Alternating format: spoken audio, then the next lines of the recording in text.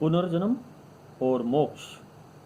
वेदों के अनुसार वेदों में अप्रत्यक्ष जगत की पहेली का हल निकालने के बारे में महर्षि दीर्घतमा का अश्ववाम्य सूक्त ऋग्वेद अत्यधिक महत्वपूर्ण माना जाता है। उसी सूक्त का 38वां मंत्र एक अमर्त्य तत्व का वर्णन करता है। एक अमर तत्व दूसरे मरणशील तत्व के एक स्थान पर रहकर अपनी शक्ति से बंध कर आगे पीछे जाता है।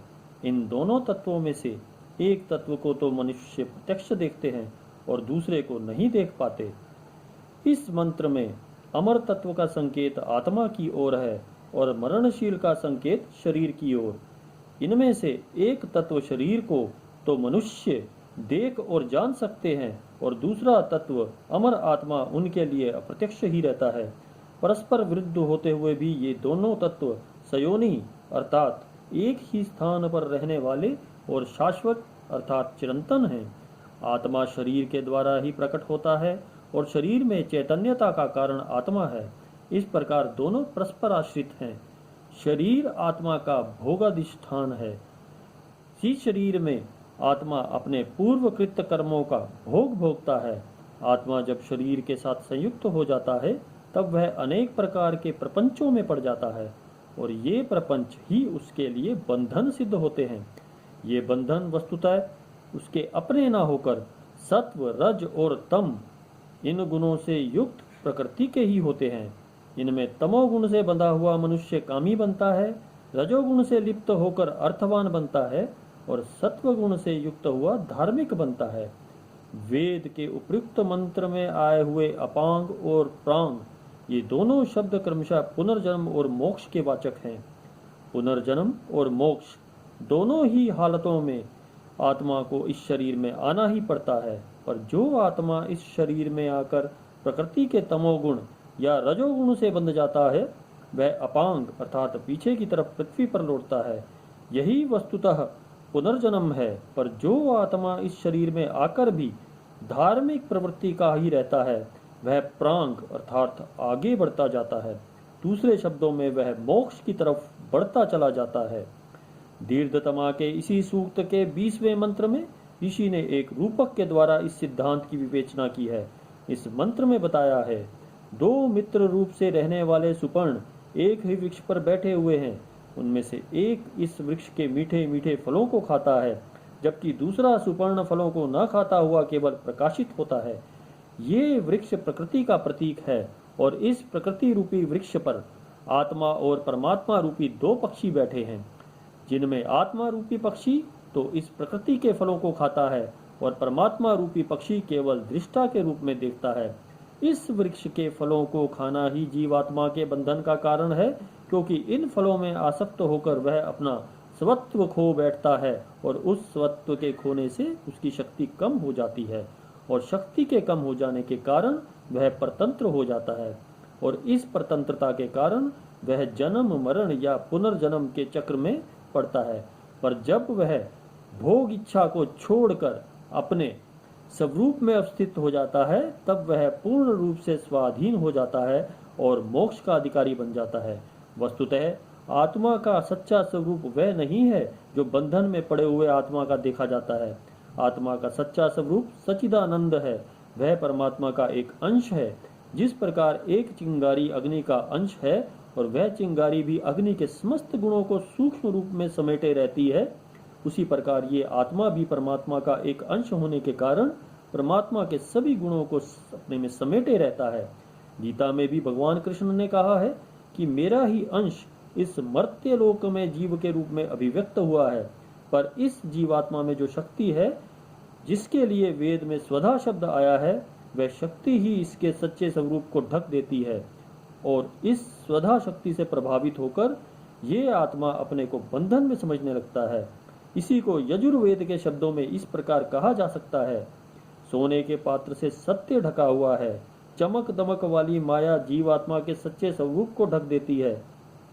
इस अवस्था में वह आत्मा अपनी शक्तियों से युक्त होकर मर्त्य शरीर को अपना स्थान बनाकर एक शरीर से दूसरे शरीर में विचरता है।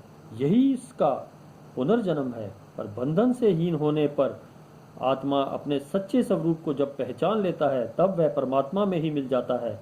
उपनिषद के अनुसार ब्रह्म को जानने वाला ब्रह्म ही हो जाता है। एक तत्वदर्शी के लिए परमात्मा और आत्मा एक ही तत्व है। यजुर्वेद का भी कथन है कि अजायमान प्रजापति गर्भ के अंदर विचरता हुआ अनेक रूपों में उत्पन्न होता है। बुद्धिमान जन उस परमात्मा के स्थान को ही देखते हैं जिसमें ये सारा संसार स्थित है। जब आत्मा उस अवस्था पर पहुंच जाता है तब उसके हृदय की ग्रंथियां टूट जाती हैं, सभी संशय समाप्त हो जाते हैं और उसके कर्म भी क्षीण हो जाते हैं। यही मोक्ष है। इस मोक्ष में उसके सभी प्रकार के बंधन टूट जाते हैं। यह सिद्ध जीव साधन संपन्न होकर मुक्तावस्था में ध्योव से पृथ्वी तक क्षण भर में घूम आता है। चारों ओर भ्रमण करता हुआ स्वर्ग लोक का दर्शन करता है और सारी दिशाओं में घूमता है। रित के फैले हुए तंतुओं को चीर कर वह आनंद का अनुभव करता है और वह आनंद स्वरूप ही हो जाता है। ऋग्वेद में देवयान और पितृयान इन दो मार्गों का वर्णन है। पूर्व जन्म के चक्र में पड़ा हुआ आत्मा पितृयान से गमन करता है और मोक्ष का अधिकारी आत्मा देवयान से। अपने कर्मों का फल भोगने के लिए जीव इन दो मार्गों से जाता है। ध्योव और पृथ्वी के बीच में जितने भी पदार्थ हैं वे सब इन्हीं दो मार्गों में समा जाते हैं।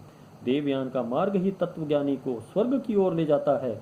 यज्ञ करते हुए जो याजक चैतन्य अग्नि पर आरोहण करते हैं वे नाग की पीठ से ध्युलोक की ओर जाते हैं।